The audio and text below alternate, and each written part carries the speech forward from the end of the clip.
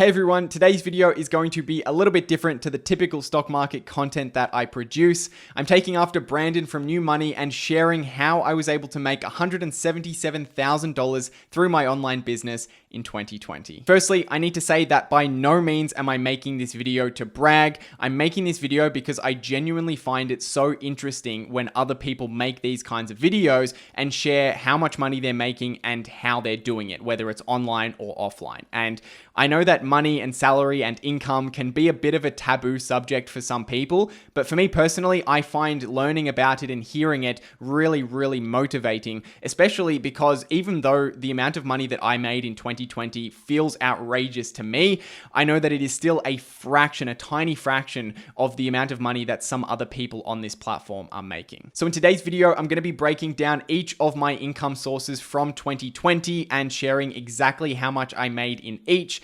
And I'm also going to be sharing a little bit about how long and how I was able to scale up each of those income sources so that you can learn a little bit more about what is behind, what is the work and strategy behind growing each of those sources. So with that said, I hope you guys enjoyed today's video. Let me know your thoughts down in the comment section below. As always, leave a like if you enjoy. But with that said, let's jump into it. The smallest source of income for me in 2020 was the Young Investors podcast. So if you're not aware, on a week-by-week basis, myself and Brandon from New Money, we run a 1-hour investing podcast called the Young Investors Podcast. And in the podcast, we discuss a number of different things, including news topics, company earnings, as well as answering some of your questions. And to be completely honest, we have no intention of really making any money out of this, or I should say we had no intention of making any money out of this. Really, we have a 60-second sponsored segment that we introduced, I think, late last year. And the reason why we introduced it was simply to cover our expenses. So we have to pay to host the podcast on a website, and we also have to pay for our podcast editor so that we don't have to do the editing. And basically, we decided we would do a 30 to 60 second sponsored segment in order to cover those expenses. And fortunately enough, we've been able to more than cover those expenses just with that one ad spot. But with that said, the small amount of money that we did make from the podcast just sits in an account, and neither of us have any intention of touching it for the foreseeable future. We will just use that for podcast related expenses. And the amount that we made from the podcast in 2020 was pretty small. It was only a few $1,000s. So I'm not actually going to say exactly how much we made from it. And I'm also not going to be including it in my total. But I thought that I better mention it because technically it was an income source for me in 2020. The second smallest income source for me in 2020 was affiliate marketing and sponsorships. So basically on my YouTube videos, every now and then I will have a small sponsored segment where I am sharing usually an investing service that I personally use. So every now and then I'll come across a service that I've been using for a while, and I will just reach out to that company and ask them if they want to collaborate on some kind of deal where if I bring users onto their platform that I will receive a small commission. And I haven't done many of these at all. If you've watched some of my content regularly, you would know that I really only have 1 or 2 sponsors that come on the platform. And the main reason why is because I really don't use any other paid investing services. And personally, I'm not going to be the kind of person to promote or have a sponsored segment for a product or service that I don't personally use. Some people are okay with doing that, but personally, I think it makes more sense if it's a product or service that I've personally been using for a really long time. And as a result, I really don't do that much affiliate marketing at the moment. I can't break out how much I made from each individual sponsor or affiliate partner. However, in total in 2020, affiliate marketing and sponsorships made me $17,235. And the craziest thing about that amount is that I've been able to track where most of that money has come from, and the vast majority of that affiliate marketing revenue came from a single YouTube video that I did during the year, which is crazy to think about, that amount of money or close to that amount of money can be generated from a single YouTube video as long as you have a decent audience. And In terms of where I see myself going with this particular income source, I think there is a substantial amount of room for me to grow this in the future. Certainly, as my views continue to naturally go up, these sponsored segments, even if I do the exact same number of them, will generate more revenue for the company that I'm partnered with and therefore more commissions for me. But there is also plenty of opportunity for me to include more sponsored segments because, as I mentioned, I really don't do many of these at all. So I could double or triple the amount of sponsorships that I do, and it probably wouldn't really be noticeable on the channel. But who knows? We will see. I'm in no rush at all to start cramming tons of sponsored segments throughout my videos. I think that is something that I'm always able to do if I want to. It's not like it's an urgent thing that I need to get sponsors right now. At some point in the future, if I want to increase this income source, then I can add more sponsors, but it's not something that is time urgent, or it's not even something that you really need to build up over time. As my channel grows, the opportunity to make more money from either upfront sponsorships or ongoing affiliate commissions will just naturally increase. So that brings us to my second largest income source from 2020, and this is YouTube ad revenue. So as many of you are aware, if you make YouTube content and you are able to get a partnership with YouTube, then you are able to run advertisements on your channel and collect a share of the revenue generated from those advertisements. And in terms of these ads that are placed on my videos, the ones you see before the videos that have 5-second skippable, or sometimes it's a 15-second unskippable ad, I actually have no control over who is advertising on my channel. That is entirely up to YouTube and the advertiser.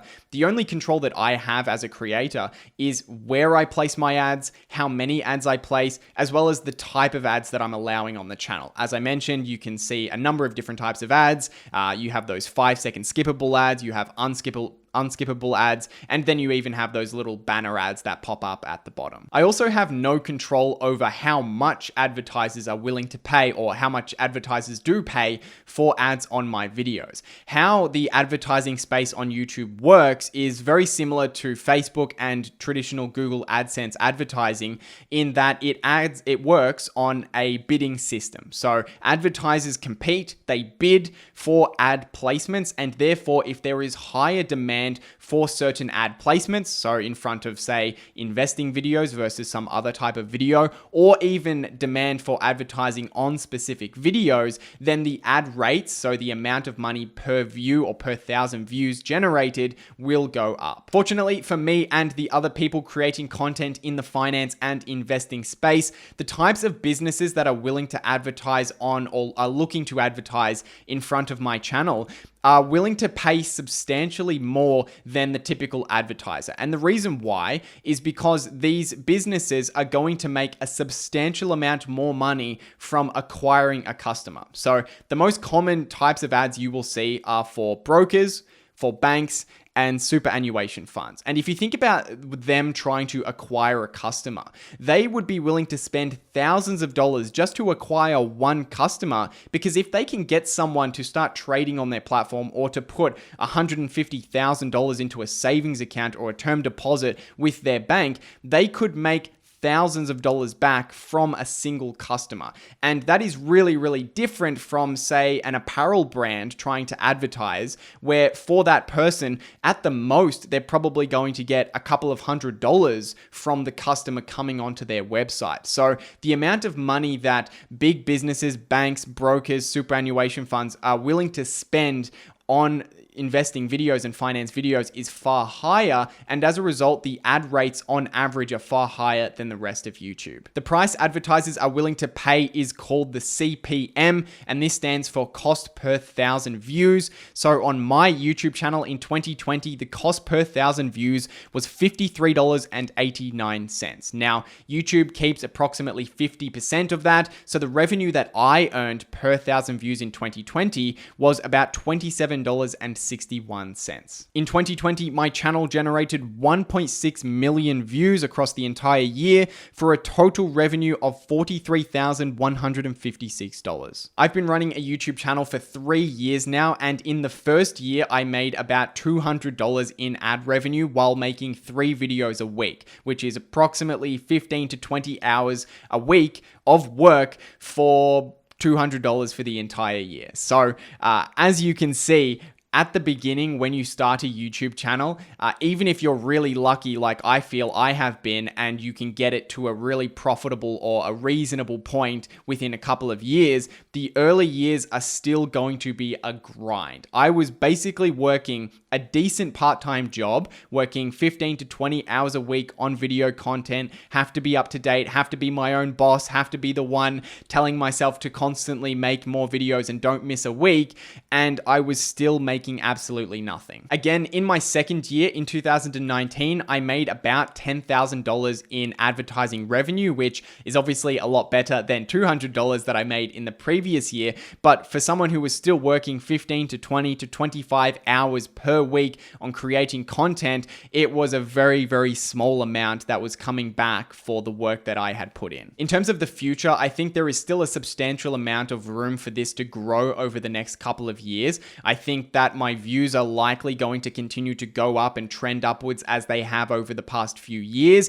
And I also think it's likely that ad rates overall, but also in the investing space, will go up as more advertisers move to using YouTube ads. Because while YouTube ads have been around for quite a while, they are still very underused by a lot of businesses. And as those businesses start to move more of their TV advertising budget onto YouTube, that overall will increase the demand and therefore increase the ad rates for content like myself. So finally, my biggest source of income in 2020 was my platform Learn by Example. Now, for those who don't know what Learn by Example is, it's basically a community of 300 students, and within the community, they get access to a bunch of things. I do weekly Q&A live streams. I think there's about 90 hours of exclusive content in there, and I don't really talk about Learn by Example that much on the YouTube channel because most of the time it's full. It has a maximum capacity of 300 students, so most of the time it's full, so there's no reason why I need to talk about it. There's always links down in the description below to learn more about it if people are curious,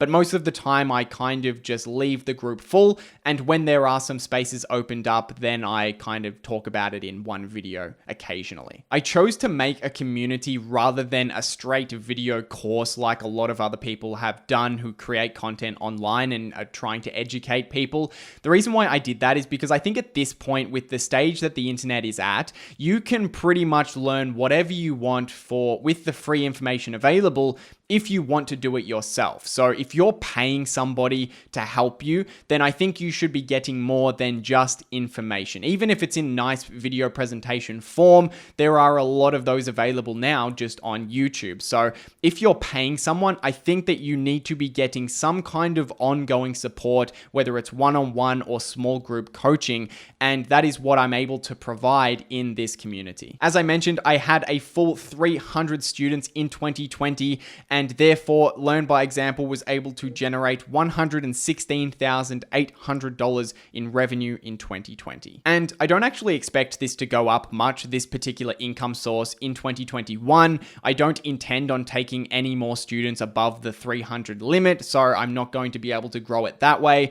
And the only other way that I'm going to be able to grow it is by minor price increases throughout the year, which I may very well do, but that will only result in a pretty small increase in this source. It's kind of a group ongoing recurring revenue that probably won't change too much, but is a really solid foundation of my overall income. So in total, if we add together all of those income sources, excluding the podcast, of course, my income was $177,191 in 2020. And an important thing to mention is that this is revenue, and running an online business or running any business is not free, believe it or not.